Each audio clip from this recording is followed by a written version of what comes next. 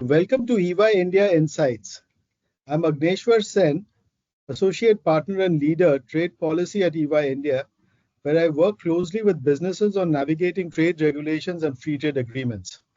In today's episode, we discuss the India-EU Free Trade Agreement and its implications for Indian businesses.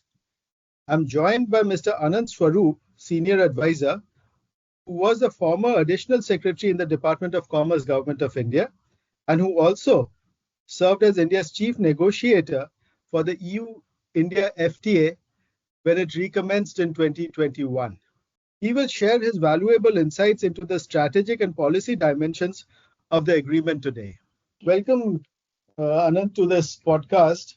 Thank you very much for joining us and agreeing to share your very valuable insights, because you were obviously a person who was involved in how it has shaped up today, the results that we're looking at. The first question that I have for you is that everybody is labeling this as mother of all trade deals. What makes this agreement one of the most forward-looking trade pacts that India has negotiated, in your opinion?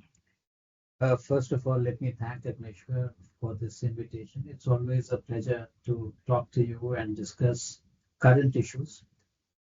India-EU deal, which has been concluded. It's a landmark milestone in India's trade journey, I would say. Coming to your question that why is it mother of all deals? The sheer scale of this deal is unprecedented. The world's second largest economy has struck a deal with the world's fourth largest economy. It creates a market of 2 billion people. Together, it constitutes around $20 trillion is the EU GDP, and India's GDP around $4.1 trillion. So that itself creates such a massive scale, a market on both sides. And secondly, this deal is also very different, that it is not only limited to the conventional agreements like goods, services. The remit of this deal is much wider. You have areas like digital trade, you have areas like government procurement, you have areas like gender, labor. So the expanse of this deal is also unprecedented, and hence rightly called the mother of all deals. That's a very important way to look at it, I guess. But what about the normal brass tacks that we look at in a trade agreement? Where in the goods and services areas do you see the market access for India expanding? Are these the traditional areas, or there would be some you expect even in the newer areas where India can find its niche? See, let's first analyze how big is the EU market. We are just focusing on the merchandise trade at the moment. If you look at EU's global imports, minus the intra-EU trade, it's $3 trillion of global imports which EU does. And how much are we exporting? $79 billion. It's just 2.6% of EU's total imports. So that itself shows the potential that exists between India and the European Union.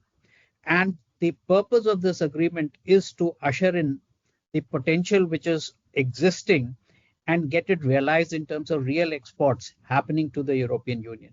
There are many sectors, I think, where there would be a lot of areas, opportunities for Indian exporters to look at. Say textiles, $140 billion is the total imports of the European Union. And how much are we exporting? $5 billion, almost 3.5%. While our next door neighbor, Bangladesh, has a share of 16.3%, Turkey 8%. And once the duties go away, I think that's one market which is available to us for the European Union. Secondly, look at footwear, $40 billion. How much are we exporting? $1.1 billion, almost 3%. So overall, if you look at India's contribution in EU's overall imports, it's hardly around 2.53%. So there are immense opportunities which would now be available to Indian exporters and Indian businesses to look at to the European Union. You talked about whether only conventional sectors or there'll be other sectors. I believe this would usher in a lot of collaboration in manufacturing.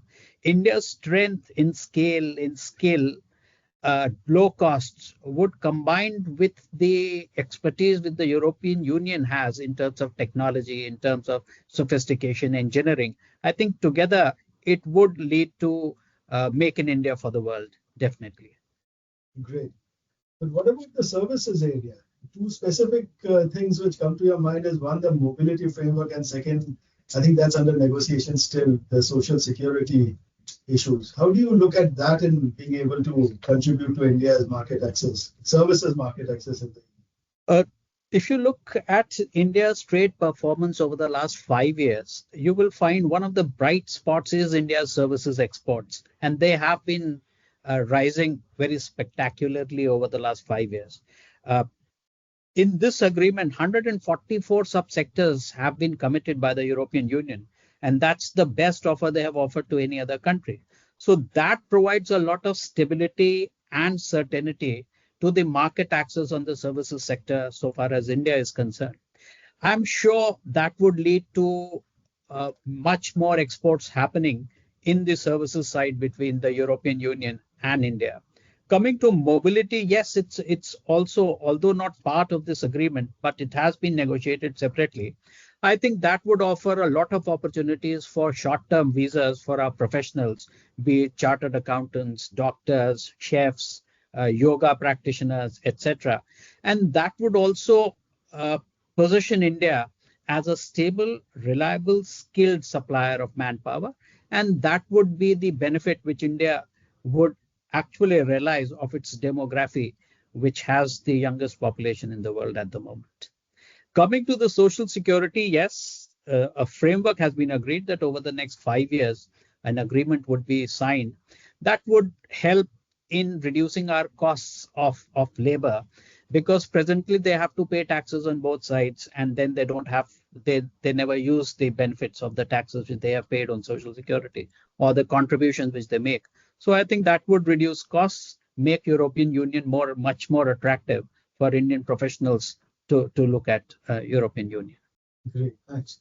But one issue that we have been talking about, which has been a part of India's FTA policy, has been that India should participate in the global value chains, and that really hasn't come out fully, if I may say so, with the existing FTAs. Do you see that change with the India-EU FTA? See, one of the impediments, my personal opinion, is the certainty of the policy that contributes to the global value chains. And second is how facilitative you are at the borders, how easily you allow inputs to come in and how easily you allow the finished goods to go out. I think on both counts, this FTA would be helpful. One, it would allow you access to cheaper raw materials or intermediates coming from the European Union, duty-free or at reduced duties. And secondly, through the better customs facilitation, that's also part of one of the chapters here, that would facilitate smoother movement across borders on the two sides. And as I was mentioning earlier, India's strength of scale, skill, and low-cost manufacturing, along with the sophistication and the technology the European Union has, I'm sure this would lead to much more fruitful partnerships where Indian companies collaborating with the European companies would be making for the rest of the world. Thank you. Thank you very much, Anand, for sharing your insights on the India-EU Free Trade Agreement. It's clear that this agreement presents significant opportunities for Indian businesses and underscores the importance of strategic planning and trade readiness. Thank you very much to our listeners for tuning into EY India Insights.